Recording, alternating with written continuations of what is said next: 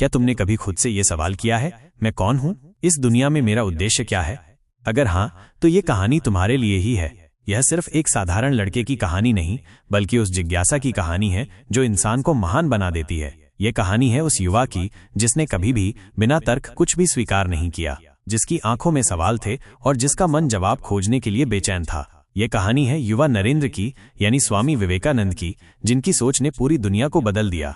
नरेंद्र का मस्तिष्क बिजली की तरह तेज था। वे सिर्फ सुनने और मानने वालों में से नहीं थे। वे हर चीज को परखते, चुनौती देते और तब तक नहीं मानते जब तक उन्हें सच्चाई का एहसास न हो जाए। वे मंदिरों में गए, विद्वानों से मिले, शास्त्रों को पढ़ा, लेकिन उन्हें कहीं भी अपने सवालों के पूरे जवाब नहीं मिले। क्या ईश्वर सच में मौजूद हैं?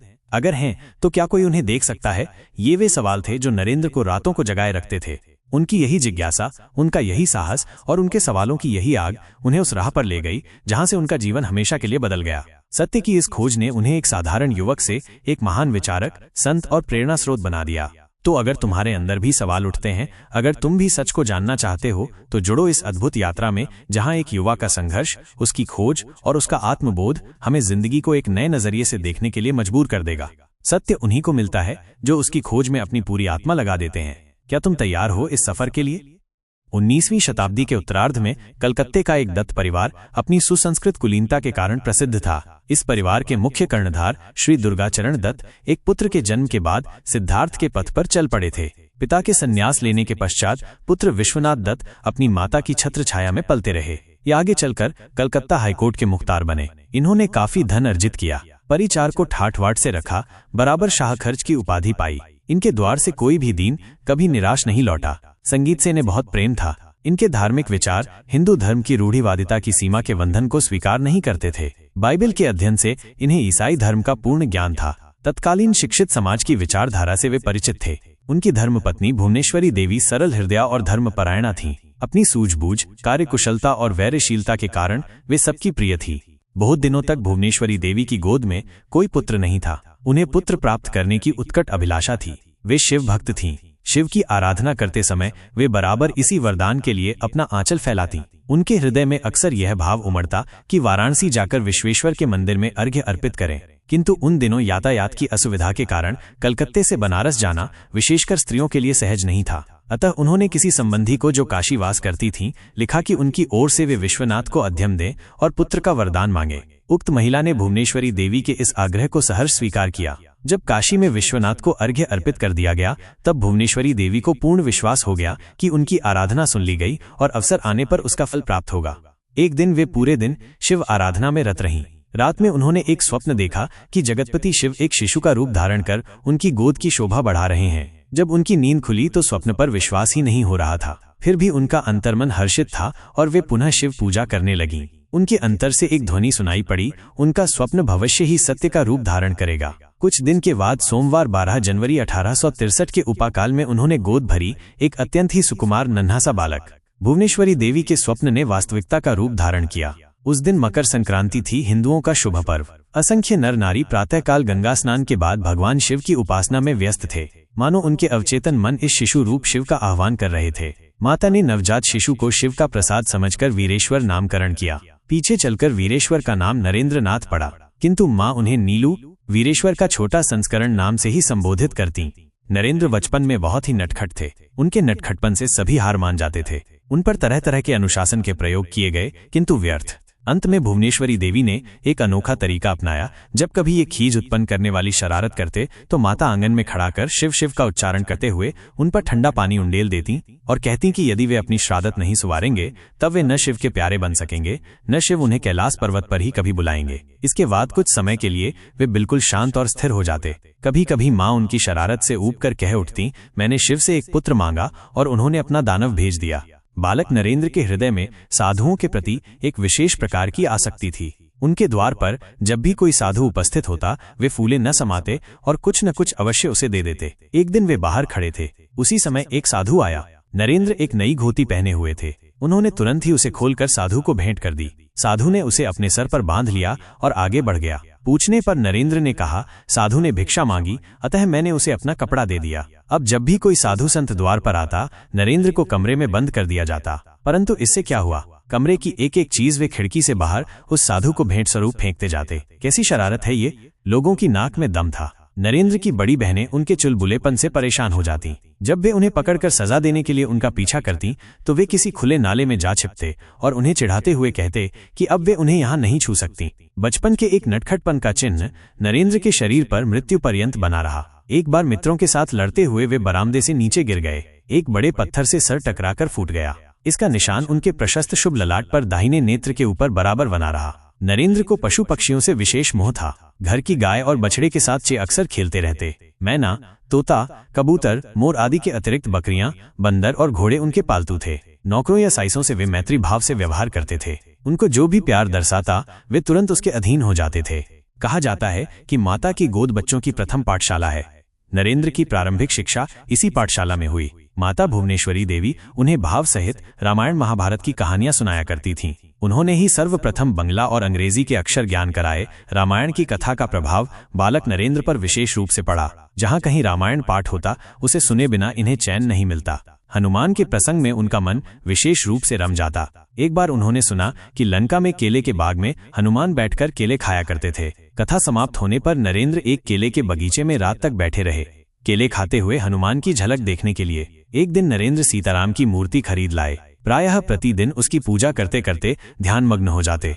एक बार अपने एक मित्र के साथ ये मूर्ति लेकर सबसे ऊपर की मंजिल के एकांत कमरे में चले गए। दोनों मित्रों ने कमरे को भीतर से अच्छी तरह बंद कर लिया। फूल पत्र से सीताराम की मूर्ति सजाई गई और फिर दोनों मित्र ध्यानावस्थित हो गए। उधर नरेंद्र की खोज शुरू हुई। बाहर भीतर बाग बगीचा सभी जगह ढूंढा गया, किंतु नरेंद्र का पता नहीं चला। अंत में ढूंढते ढूंढते लोग ऊपर के छत पर गए और वहां के कमरे को अंदर से बंद पाया। किवाड़ खुलवाने के बहुत प्रयत्न किए गए, मगर अंदर से कोई ध्वनि नहीं सुनाई पड़ी। अंत में लोगों ने दरवाजा तोड़ दिया। भीतर जाने पर उन्होंने देखा दोनों मित्र पुष्प पत्रों से सुसज्जित सीताराम की मूर्ति के सामने ध्यानावस्थित हैं। इस प्रकार एकाग्रचित होकर ध्यान मग्न हो जाना नरेंद्र का सबसे प्रिय खेल था। चे अक्सर इस प्रकार ध्यान मग्न होने का खेल अपने मित्रों के साथ खेला करते। अन्य चच्चों के लिए तो ये निरा खेल ही था, किंतु नरेंद्र का हृदय इससे आध्यात्मिक भावना के प्रकाश से आलोकित हो जाता। एक बार मैदान में नरेंद्र अन्य बच्चों के साथ इसी खेल में व्यस्त थे। सभी अपनी आंखें मूंदे और ध्यान लगाए थे। इसी समय एक मोटा लंबा गेहूंवन नाग बच्चों के सामने रेंगता हुआ आने लगा। उन बच्चों ने, जो आंखें बंद कर ध्यानावस्थित नहीं हो पा रहे थे, इस विषैले सर्प को देखा और अब भाग खड़े हुए। दूर से उन्होंने नरेंद्र को आवाज दी और नाक से उन्हें सचेत किया, किंतु नरेंद्र पर इसका कोई प्रभाव नहीं पड़ा। वे पूर्ववत ध्यानावस्थित रहे। लोगों ने देखा वो नाग नरेंद्र की ओर बढ़ता ही गया। फिर नरेंद्र के समीप क्षण भर रुककर लौट पड़ा। इस घटना से लोगों को बहुत आश्चर्य हुआ। माता पिता ने पूछा कि इतनी शाबाश देने पर भी वो क्यों नहीं भाग कर आया। नरेंद्र का उत्तर था, मैंने सर्प या किसी चीज के विषय में कुछ नहीं जाना। ध्यान मग्न होकर मुझे विचित्र प्रकार के ज्ञानानंद का अनुभव हो रहा था। इस प्रकार ध्यान लगाने का खेल, चाहे वो सीताराम की प्रतिमा के सम्मुख या श्रौर कहीं, बराबर चलता रहा। सीताराम की मूर्ति नरेंद्र को जान से भी प्यारी थी। एक बार कोई व्यक्ति किसी के सामने विवाह के विरुद्ध तर्क कर रहा था। वैवाहिक जीवन की कठिनाइयों और बाधाओं के अंधकारपूर्ण चित्र उपस्थित किए जा रहे थे। नरेंद्र ने ये सब सुना। उनके हृदय में बार बार यह प्रश्न मुखरित होता रहा, यदि विवाह इतना बुरा है तो फिर भगवान राम ने विवाह क्यों किया। नरेंद्र के वाल हृदय को गहरी ठेस लगी थी। उनका कोमल हृदय कंपित हो गया। सीताराम की प्रतिमा जो इतनी अभिलषित थी, उसे उन्होंने उठाकर फेंक दिया। उसके स्थान पर वे शंकर की मूर्ति खरीद लाए। रात्रि में जब नरेंद्र गयन के लिए बिस्तर पर जाते, तब आंखें बंद करते ही अपनी धनुषाकार भौहों के बीच एक विचित्र प्रकार का प्रकाश उन्हें दिखाई पड़ता। उस अनुपम ज्योति के रंग बराबर परिवर्तित होते और कुछ देर के बाद धीरे धीरे वो वृहत रूप धारण कर लेती। अंत में नरेंद्र को ऐसा अनुभव होता जैसे उनका संपूर्ण शरीर उस ज्योति में नहा गया है। ऐसी अनुभूति उन्हें नित्य ही हुआ करती। सोते समय चाहे दिन हो या रात, जैसे ही उनकी पलकें झपकती, उनके मस्तिष्क की यह प्रक्रिया आरंभ हो जाती। इसे बिल्कुल प्राकृतिक समझते हुए उन्होंने बचपन में इसकी चर्चा किसी से नहीं की। बहुत दिन बाद अपने एक सहपाठी से बातें करते हुए नरेंद्र ने इसका प्रसंग उठाया, क्या तुम रात में सोते समय अपनी नीहों के बीच एक प्रकाश देखते हो? मित्र के नकारात्मक उत्तर पर नरेंद्र ने कहा, मैं तो देखता हूं, तुम भी सोचकर देखना। बिस्तर पर जाते ही तुरंत सो मत जाना, कुछ देर सचेत रहना, फिर तुम अवश्य देखोगे। कुछ वर्षों के बाद नरेंद्र से उनके गुरु ने भी यह प्रश्न पूछा था, नरेंद्र मेरे पुत्र, क्या तुम सोते समय एक प्रकाश देखते हो? लोगों का अनुमान था कि यह सब नरेंद्र के पूर्व जन्म से संबंधित है। नरेंद्र के जीवन के पिछले अध्याय में शनैः यह प्रक्रिया कम हो गई, किंतु सर्वदा के लिए मिटी नहीं। 6 साल की अवस्था में उन्हें प्रारंभिक शिक्षा के लिए पाठशाला भेजा गया। पाठशाला में तो विभिन्न वर्गों के विद्यार्थी स्थान पाते हैं। नरेंद्र ने शीघ्र ही सभी से अपनत्व स्थापित कर दिया। कई बुरे बच्चों की संगति से इन्होंने कुछ दुर्व्यवहार और अपशब्द भी सीख लिए। इनके इस क्रियाकलाप से माता पिता सचेत हो गए और उन्हें इस पाठशाला से हटा लिया। अब नरेंद्र को घर पर ही पढ़ाने के लिए एक शिक्षक का प्रबंध किया गया। नरेंद्र के साथ कुछ और बच्चे भी उस शिक्षक से पढ़ने आने लगे। नरेंद्र की बुद्धि बड़ी प्रखर थी। जब अन्य बच्चे अक्षर ज्ञान ही कर रहे थे, नरेंद्र ने लिखना पढ़ना सीख लिया। उनकी स्मरण शक्ति विलक्षण थी। शिक्षक के मुंह से जो भी शब्द निकलते वे उनके मस्तिष्क में अमिट रूप से अंकित हो जाते। किसी भी पुस्तक को एक बार पढ़ना उनके लिए पर्याप्त था। वे पुस्तक की सारी बातों की आवृत्ति पुनः कर सकते थे। 7 वर्ष की उम्र में ही उन्होंने मुग्धघोष नामक संस्कृत व्याकरण तथा रामायण और महाभारत के अनेक उद्धरण याद कर लिए। एक बार उनके घर पर रामायण गाते हुए कुछ साधु भिक्षाटन के लिए आए। नरेंद्र ने उनके गाए हुए रामायण के दोहों और चौपाइयों में अनेक अशुद्धियां निकाली। लोग ये देखकर विस्मित रह गए। नरेंद्र में बचपन से ही एक नेता के सारे गुण विद्यमान थे। उनके अनेक मित्र थे। उनके साथ वे अनेक प्रकार के खेल खेलते थे। उनका एक प्रिय खेल था राजा और राज दरबार का। वरामदे की सबसे ऊपर वाली सीढ़ी राज सिंहासन बन जाती और उस पर वे स्वयं विराजमान हो जाते। उनकी समकक्षता में बैठने का अधिकार किसी को नहीं प्राप्त था। राजगद्दी पर बैठे वे अपनी महारानी, अमात्य, कोषाध्यक्ष, सेनाध्यक्ष तथा अन्य कर्मचारियों का चुनाव और नियुक्ति करते और उनके पद के अनुसार अपने नीचे की सीढ़ियों पर उनके बैठने का स्थान निर्धारित करते। इस राज दरबार में उनका तर्कसंगत न्यायशाही प्रतिष्ठा के साथ होता था। इस खेल के द्वारा काल के आवरण में छिपे नरेंद्र के गौरवशाली भविष्य की नींव पड़ रही थी। उन्हें देश का कर्णधार जो होना था। नरेंद्र के पिता से मिलने उनके घर अनेक जाति के लोग आया करते थे। हर एक जाति के लिए अलग अलग हुक्के रहते थे। यहाँ तक कि मुसलमानों के लिए भी इसका समुचित प्रबंध था। नरेंद्र को ये भिन्न भिन्न हुक्के वाली बात समझ में नहीं आई। आखिर इसमें क्या रहस्य है? एक जाति के लोग दूसरी जाति के साथ खा पी क्यों नहीं सकते? एक दूसरे से हुक्के क्यों नहीं बदल सकते? यदि मैं इस नियम के विरुद्ध आचरण करूं तो इससे क्या हो जाएगा? ये सारे प्रश्न नरेंद्र के हृदय को कुरेदते रहते। अंत में उन्होंने निश्चय किया कि वे अपना अलग रास्ता अपनाएंगे। एक दिन उन्होंने बारी बारी से सभी हुक्कों से, यहाँ तक कि मुसलमानों के लिए रखे गए हुक्के से भी एक एक फूंक लगाई। कैसा आश्चर्य! कुछ भी तो नहीं हुआ। बाद में इस घटना का वर्णन करते हुए उन्होंने कहा, मैं नहीं समझ सकता कि इससे क्या फर्क पड़ता है।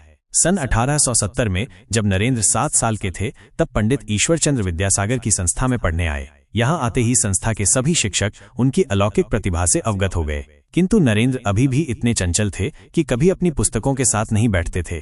खेल का उन्हें बड़ा आकर्षण था। जब वे खेल में तल्लीन होते तो सब कुछ भूल जाते। गोली खेलने में, दौड़ने कूदने में या पंजा लड़ाने में वे बड़े कुशल थे। खेलने की गाड़ी या अन्य यंत्र चालित खिलौने उन्हें बहुत पसंद थे। स्कूल में मध्याह्न की छुट्टी होते ही खेल के मैदान में भागने वाले बच्चों में वे सर्वप्रथम होते थे। खेल के बीच जब बच्चों की लड़ाई शुरू हो जाती, तब ये उस समय न्यायकर्ता बन जाते। अपनी जान पर खेलकर दुर्बल दल के बच्चों की रक्षा करना मानो उनका स्वभाव था। इस युद्ध और बचाव में कुश्ती का ज्ञान काफी सहायक होता था। कक्षा में शिक्षक के पढ़ाते समय भी इनकी चंचल प्रकृति के कारण आसपास के अन्य बच्चे पढ़ाई में ध्यान नहीं लगा पाते थे। कक्षा में ही दूसरे बच्चों को खेलकूद की बात या रामायण महाभारत की कहानी सुनाया करते। कभी किसी बात पर बहस छिड़ने पर अपनी तर्कशीलता के कारण वे बराबर विजयी हो जाते। एक बार जब कक्षा में शिक्षक पढ़ा रहे थे, नरेंद्र ने खेलकूद की बातों में आसपास के बच्चों को उलझा लिया। शिक्षक क्रुद्ध हो गए।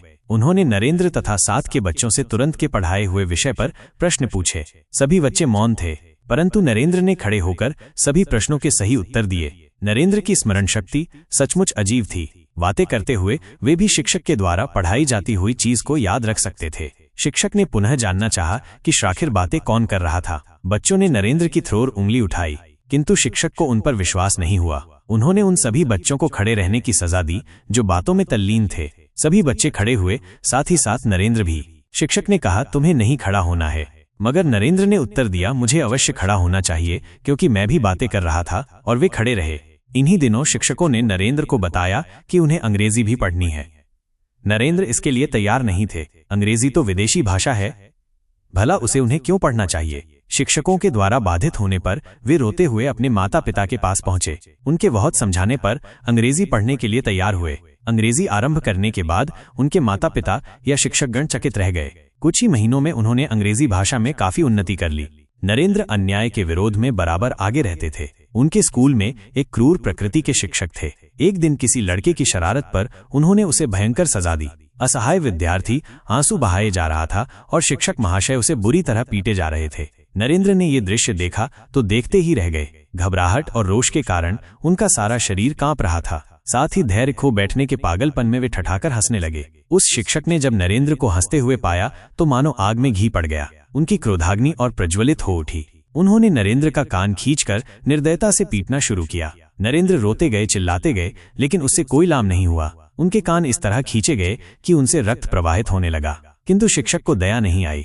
नरेंद्र क्रोधावेग के झटके से शिक्षक से अलग हट गए और कहा, मेरे कान मत खींचिए। आप मुझे मारने वाले कौन होते हैं? देखिए, मुझे फिर कभी मत स्पर्श कीजिए। भाग्यवश इसी समय ईश्वरचंद्र विद्यासागर वहां पहुंच गए। नरेंद्र ने रोते हुए उन्हें सारी कहानी कह सुनाई। विद्यासागर ने उन्हें अपने कार्यालय में ले जाकर बहुत समझाया। घर पर जब नरेंद्र की मां ने ये सब देखा सुना तो उन्हें स्कूल जाने से मना कर दिया, किंतु कान का घाव हरा रहते हुए भी नरेंद्र ने स्कूल जाना नहीं छोड़ा। इस घटना के बाद से उस स्कूल से शारीरिक सजा की प्रथा सदा के लिए उठा दी गई। नरेंद्र पर किसी प्रकार के भय या अंधविश्वास का कोई असर नहीं पड़ता था। वे अपनी तार्किक बुद्धि से हर मुये या हर अंधविश्वास के मूल में घुसकर ये देखना चाहते थे कि आखिर सत्य और असत्य में क्या भेद है। नरेंद्र के घर के पास ही एक बड़ा सा वृक्ष था। वह मनमोहक पुष्पों से लदा था। नरेंद्र को उस पर चढ़ने का बेहद शौक था। वे अवसर उस पर चढ़ा करते सिर्फ फूल तोड़ने के लिए ही नहीं, बल्कि कुछ दूसरे ही अद्भुत खेल के लिए। फूल तोड़ना तो बहाना मात्र था। वास्तव में उनके शरीर की अतिरिक्त शक्ति उन्हें कभी शांत बैठने नहीं देती। वे पेड़ पर चढ़ते और पेड़ की डाली में अपने पैरों को फंसाकर उल्टा लटक जाते और उसी स्थिति में भूला फूलते। उन्हें इस रूप में सर और हाथ नीचे की ओर लटकाकर भूलना बहुत पसंद था। लेकिन बरामदे पर बैठे हुए उनके वृद्ध बाबा को इस प्रकार का खेल बिल्कुल पसंद नहीं था। बालक नरेंद्र का इस खेल से ध्यान हटाने के विचार से उन्होंने नरेंद्र से कहा कि उस वृक्ष पर ब्रह्मदैत्य रहता है। जो भी उस वृक्ष पर चढ़ता है वो ब्रह्मदैत्य उसका गला दबा देता है। अतः नरेंद्र को उस पर कभी नहीं चढ़ना चाहिए। नरेंद्र ने बाबा की बात बहुत ही विनम्रता से सुनी, लेकिन इसका उन पर कोई प्रभाव नहीं पड़ा। बाबा की अनुपस्थिति में वे उस पेड़ पर चढ़कर अपना भूलने का खेल आरंभ कर देते। उनके अन्य सभी मित्र बाबा की बात सुनकर भाग गए और नरेंद्र को उस पेड़ पर चढ़ने से मना कर दिया। परंतु नरेंद्र ने हंसकर जवाब दिया, तुम कितने गधे हो। यदि बाबा की बात सत्य होती तो मेरा गला कितने पहले ही दबोच दिया गया होता। यही नरेंद्र जब आगे चलकर स्वामी विवेकानंद के रूप में विख्यात हुए तो देश विदेश के असंख्य श्रोताओं और दर्शकों के सम्मुख वे अक्सर कहा करते, किसी बात पर यह सोचकर मत विश्वास कर लो कि तुमने इसे पुस्तक में पढ़ा है। किसी बात पर इसलिए विश्वास मत करो कि किसी ने ऐसा कहा है। तुम स्वयं सत्य की खोज करो। नरेंद्र को जीवन की एकरसता से चिढ़ थी। उन्होंने बच्चों की एक नाटक मंडली बनाई। अक्सर उनके मकान के एक बड़े कमरे में नाटक खेले जाते। नाटक खेलते समय शोरगुल होना स्वाभाविक है। नरेंद्र के चाचा को यह सब अच्छा न लगा। उन्होंने नाटक के कमरे में जाकर नाटक खेलने के चबूतरे तथा अन्य श्रावश्यक वस्तुएं छिन्न भिन्न कर दी और वहां शोरगुल मचाने की मनाही कर दी। इसके बाद नरेंद्र के निर्देशन में उनकी मित्र मंडली ने घर के श्रांगण में एक व्यायामशाला की स्थापना की। वहां वे लोग व्यायाम या मनमानी उछल कूद करते। नरेंद्र के चाचा के काम में इससे भी विघ्न पड़ने लगा। अतः कुछ दिनों बाद उन्होंने इस व्यायामशाला की चीजों को भी तहस नहस कर दिया। इसके बाद भी नरेंद्र का उत्साह कम नहीं हुआ। पड़ोस के मित्र के घर उनकी व्यायामशाला खुल गई। वहां उन्होंने और कई प्रकार के खेलों में भी कुशलता प्राप्त की, जैसे लाठी चलाना, नाव खेना, मल्लयुद्ध, बाहुयुद्ध आदि। इसी के फलस्वरूप एक खेल की प्रतियोगिता में उन्हें प्रथम पुरस्कार प्राप्त हुआ। एक बार नरेंद्र तथा उनके मित्रों ने एक मैदान में बहुत भारी भूना लगाने की योजना बनाई। उसके लिए सामान इकट्ठे किए गए। नरेंद्र तथा मित्रगण इस कार्य में जुट गए। तभी एक अंग्रेज नाविक उधर टहलता हुआ आ पहुंचा और बच्चों को भूला लगाने में रत देखकर स्वयं भी मदद करने लगा, किंतु भाग्य ने साथ नहीं दिया। झूले का ढांचा खड़ा करते समय वो नाविक बुरी तरह घायल होकर गिर पड़ा। लोगों ने देखा वो बेहोश था। उन दिनों यहाँ अंग्रेजों का बोलबाला था। अंग्रेजों से भारतीय लोग बहुत ही भयभीत रहते थे। नरेंद्र तथा उनके एक दो मित्रों को छोड़कर सभी लोग इस घटनास्थल से 1 2 3 हो गए। लोगों को डर था कि नाविक की मृत्यु हो गई है, परंतु ऐसी विकट घड़ी में नरेंद्र ने परिस्थिति संभाली। वे बड़े ही प्रत्युत्पन्नमति थे। उन्होंने तुरंत अपनी घोती फाड़कर चोट लगे अंग पर पट्टी बांध दी और नाविक को होश में लाने के लिए उसके मुंह और सर पर पानी के छींटे देने लगे और पंखा ढलने लगे। थोड़ी देर में नाविक की मूर्छा दूर हुई। फिर उन्होंने उसे पास के पाठशाला गृह में ले जाकर सुलाया। रोगी को डॉक्टर से दिखाया गया। नरेंद्र ने उस नाविक की सेवा 1 सप्ताह तक की। तब वो पूर्णतः स्वस्थ हुआ। उसके स्वस्थ होने पर नरेंद्र ने उसे एक वटुभरा पर्स उपहार में दिया, जिसमें नरेंद्र के द्वारा अपने मित्रों से जमा की हुई रकम थी। नरेंद्र अपने परिवार तथा पड़ोस सबके प्रिय थे। नरेंद्र के प्रेम और मित्रता के सभी अधिकारी थे, चाहे वे ऊंची जाति के हों या नीची जाति के, चाहे दरिद्र हों या संपत्तिशाली। किसी से किसी प्रकार का भेदभाव नहीं था। किसी की विपत्ति में ये सेवा करने वालों में सर्वप्रथम रहते थे। महिला समाज में भी ये सबके प्रिय थे। अवस्था के अनुसार सभी महिलाओं से मौसी और बहन का संबंध बनाए हुए थे।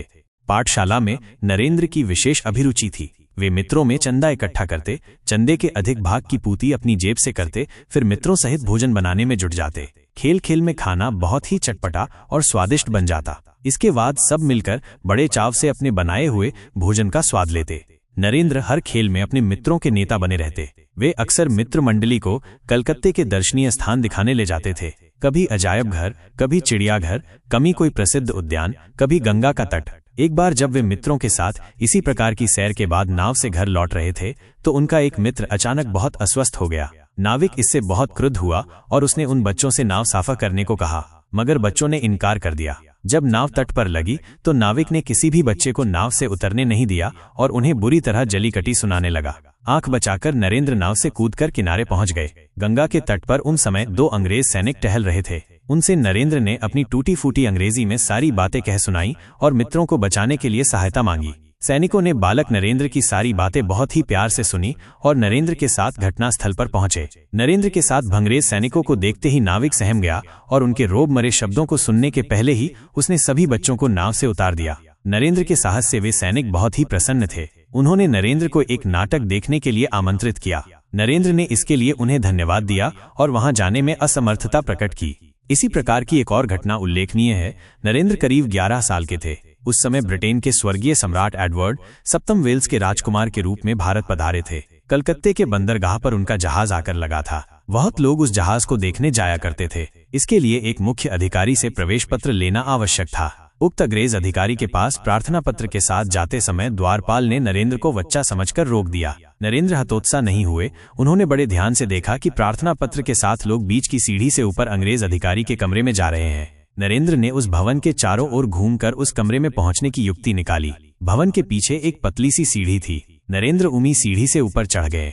अंत में उन्होंने अपने को अधिकारी के कमरे में पाया। वे बड़े प्रसन्न हुए और लोगों की पंक्ति में पीछे खड़े हो गए। जब उनकी वारी आई तो उनका श्रावेदन पत्र रख लिया गया और प्रवेश पत्र दे दिया गया। लौटते समय वे मुख्य द्वार से ही सब लोगों के साथ लौटे। द्वारपाल ने इन्हें बाहर निकलते पहचान लिया। आश्चर्य में उसके मुख से निकल पड़ा, अरे तुम अंदर कैसे चले गए? नरेंद्र ने हंसते हुए उत्तर दिया, मैं एक जादूगर हूँ। जैसे जैसे दिन बीतते गए नरेंद्र के जीवन में बाल क्रीड़ा का स्थान न्यून होता गया। 11-12 साल के बाद उनका मन पुस्तकों, पत्रिकाओं और दैनिक समाचार पत्रों में रमने लगा। इन चीजों को पढ़कर वे अपने मित्रों के सामने अपनी मौलिक आलोचना पेश करते थे।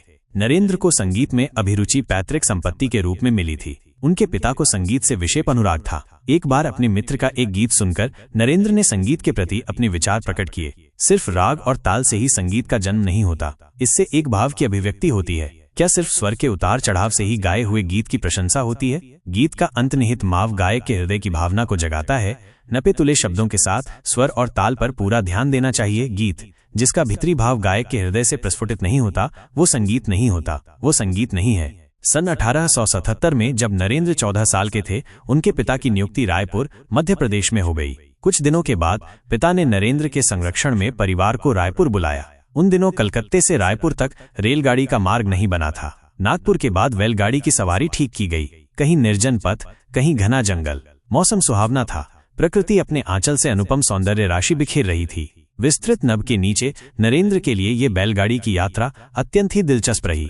बैलगाड़ी पर बैठे बैठे नरेंद्र को किसी प्रकार की थकान या ऊब महसूस नहीं होती। वे तो प्राकृतिक छटा देखते देखते इतने तन्मय हो जाते कि अपनी सुध बुध तक खो बैठते। इन्हें प्रकृति की शोभा निहारने में अलौकिक आनंद प्राप्त होता था। एक बार वे लोग एक अत्यंत रमणीय स्थान से होकर जा रहे थे। मार्ग के दोनों तरफ विंध्य पर्वतमाला, ऊंचे ऊंचे लंबे वृक्षों की शाखाओं में लिपटी कोमल पुष्पित लताएं। नरेंद्र के हृदय का कोना कोना मानो इस छवि से परिपूर्ण हो गया। वे बैलगाड़ी में आंखें मूंद कर लेट गए। प्रकृति का जो अनुपम सौंदर्य नेत्र मार्ग से हृदय में उतर आया था उसी में वे इतना खोए रहे कि बहुत देर तक उन्हें कुछ भी मौतिक ज्ञान नहीं था। एक विशेष प्रकार की ईश्वरीय ज्योति में वे डूबने से लगे। उनकी इच्छा होती कि वे सदा इसी अवस्था में पड़े रहते। जब उनकी तंद्रा विलीन हुई, काफी दूर का रास्ता समाप्त हो चुका था। जब नरेंद्र रायपुर अपने पिता के पास पहुंचे तो उनकी पढ़ाई के क्रम में एक बाधा आ खड़ी हुई। रायपुर में उन दिनों कोई स्कूल नहीं था, अतः नरेंद्र का अधिक समय अपने पिता के साहचर्य में बीतने लगा। पिता वार्तालाप करते।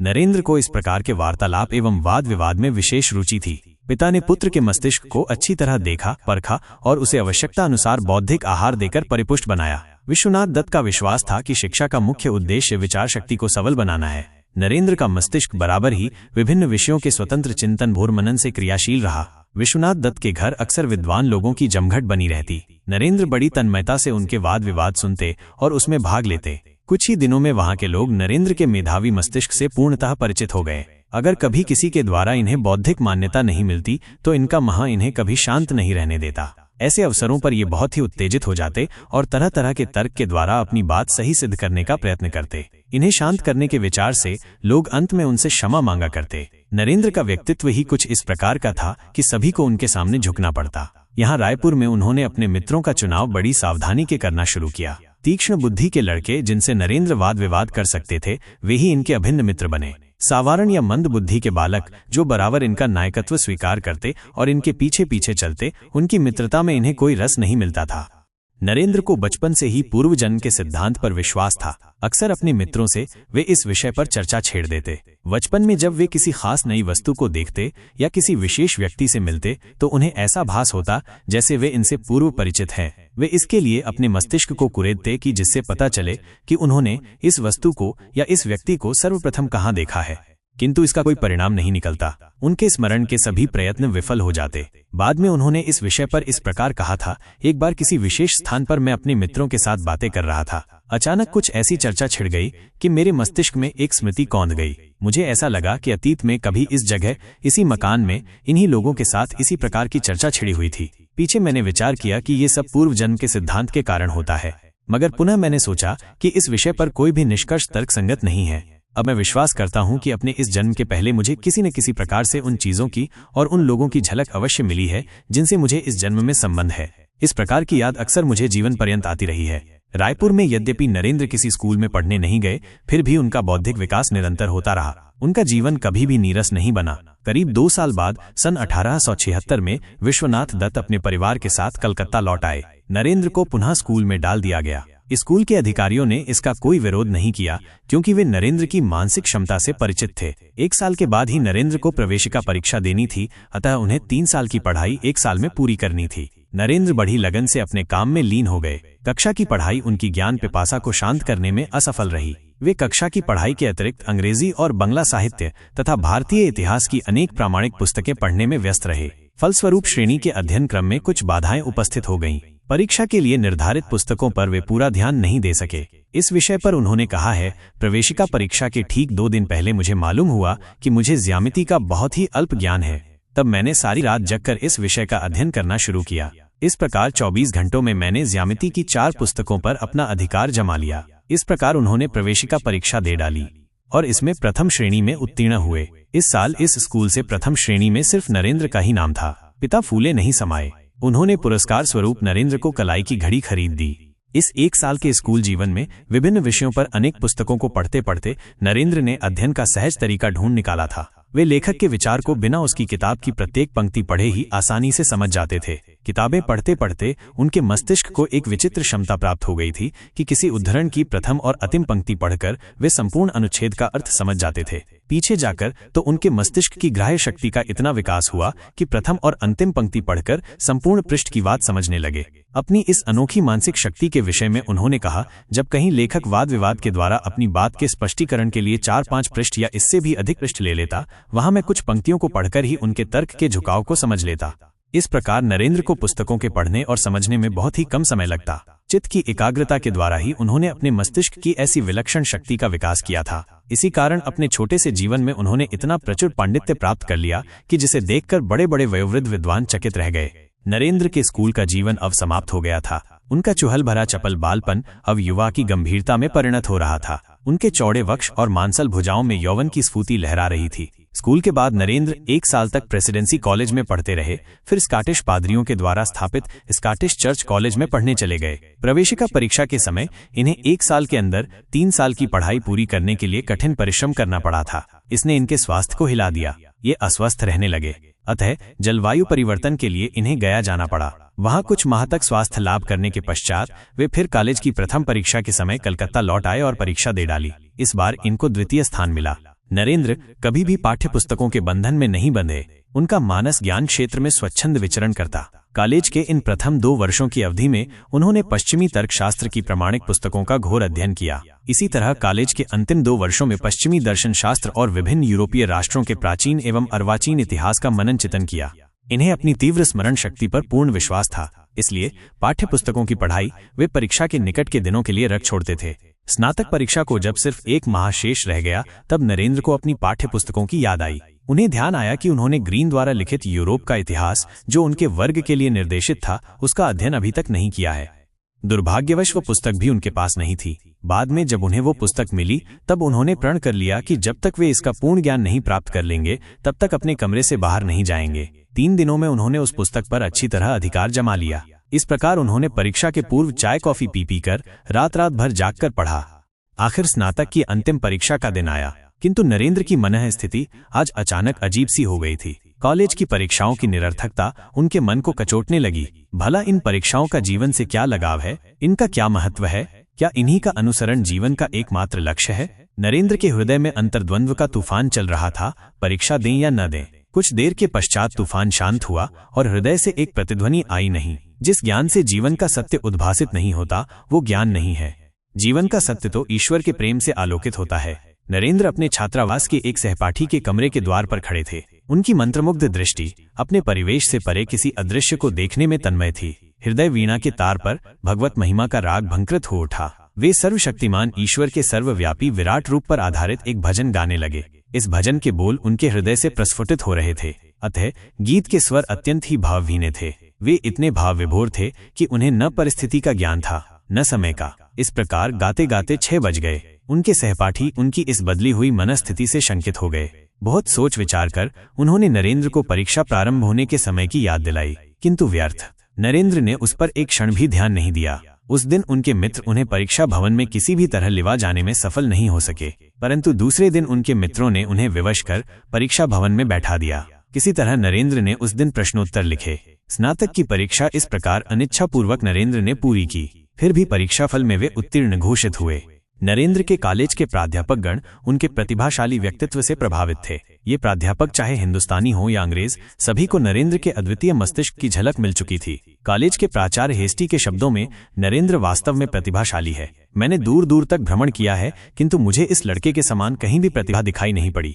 यहाँ तक कि जर्मनी विश्वविद्यालय के दर्शन शास्त्र के विद्यार्थियों में भी नहीं। वह अवश्य ही अपने जीवन को अमर बनाएगा। नरेंद्र जीवन की हर एक बात को, हर एक व्यवहार को तर्क की कसौटी पर कसने के बाद ही उस पर विश्वास करते थे। अध्ययन के समय अन्य मित्रों के साथ यदि किसी गहन विषय पर तर्क आरंभ हो जाता, तो फिर मनोरंजन के समय भी उसी विषय पर बहस चलती रहती। उनके अंग अंग में श्रद्धम्य स्फूर्ति की लहरें लहराया करती। जान पड़ता जैसे उनकी शक्ति का ह्रास कभी होता ही नहीं। इसी प्रकार उनके वार्तालाप के भी असंख्य विषय होते। नरेंद्र के एक मित्र के शब्दों में, नरेंद्र का निरूपण, नरेंद्र की बातों को सुनना श्रानंदप्रद था। उसकी आवाज में संगीत की मधुरिमा थी। उसकी बातों का आनंद लेने के लिए हम लोग किसी भी विषय पर वाद विवाद आरंभ कर देते। उसके विचार जितने मौलिक होते, उतने ही मनोरंजक भी। वह नेपोलियन का प्रशंसक था और लोगों को विश्वास दिलाने की कोशिश की कि किसी महान उद्देश्य के अनुयायी को निसंकोच आज्ञापालक होना चाहिए, जैसा मार्शल ने सम्राट के प्रति किया। अपने शक्तिशाली मस्तिष्क के साथ साथ नरेंद्र ने भावुक हृदय भी पाया था। उनके हृदय में अपने मित्रों के प्रति अगाध स्नेह था। वे तन मन धन से उनकी मदद करने के लिए सदैव तैयार रहते थे। एक बार स्नातक वर्ग की अंतिम परीक्षा के समय उनके किसी सहपाठी के पास परीक्षा शुल्क के रुपए नहीं थे। वह मित्र बहुत ही दीनावस्था में था। नरेंद्र को जब ये सब मालूम हुआ, तो वे उसे मदद करने का मार्ग ढूंढने लगे। अंत में पता चला कि कॉलेज के अधीक्षक की इच्छा से ये शुल्क क्षमा हो जाएगा और सहपाठी इस प्रकार परीक्षा में उत्तीर्ण हो सकेगा। अतः सहपाठी की ओर से आवेदन पत्र देकर नरेंद्र ने अधीक्षक से फीस माफ कर देने का आग्रह किया, किंतु व्यर्थ। इसका कोई परिणाम नहीं निकला। परंतु नरेंद्र हार मानने वाले व्यक्ति नहीं थे। एक दिन जब वो अधीक्षक टहलने के लिए बाहर निकला, तब मार्ग में नरेंद्र उनसे मिले और किसी भी तरह उन्हें समझाकर सहपाठी के लिए निःशुल्क परीक्षा भवन में बैठने की अनुमति मांग ली। सच्चाई एवं पवित्रता से उनका जीवन प्रारंभ से ही ओतप्रोत था। ये अनमोल गुण नरेंद्र को अपनी माँ की ओर से विरासत में मिले थे। उनकी माँ अपने कर्तव्य के प्रति सदा जागरूक रहीं। कर्तव्य के प्रति ऐसी अटूट भक्ति हृदय की पवित्रता के बिना असंभव है। हृदय की पवित्रता का बल असीम है। इसका सहारा लेकर मानव ईश्वर तक पहुंच सकता है, अज्ञान के श्रावरण में लिपटी हुई आत्मा को अनावृत कर सकता है। भविष्य में नरेंद्र ने अनुभव किया कि बिना इस पवित्रता के उनके आध्यात्मिक जीवन में कोई उन्नति नहीं हो पाती। उनकी दृष्टि में पवित्रता बुराई के प्रति निष्क्रिय अवरोध नहीं, अपितु एक ओजपूर्ण आध्यात्मिक शक्ति है। विश्वविद्यालय जोवन के उत्तरार्ध में नरेंद्र के पिता ने नरेंद्र के विवाह का प्रश्न उठाया। नरेंद्र को अपना जामाता बनाने के लिए अनेक पिता इच्छुक थे।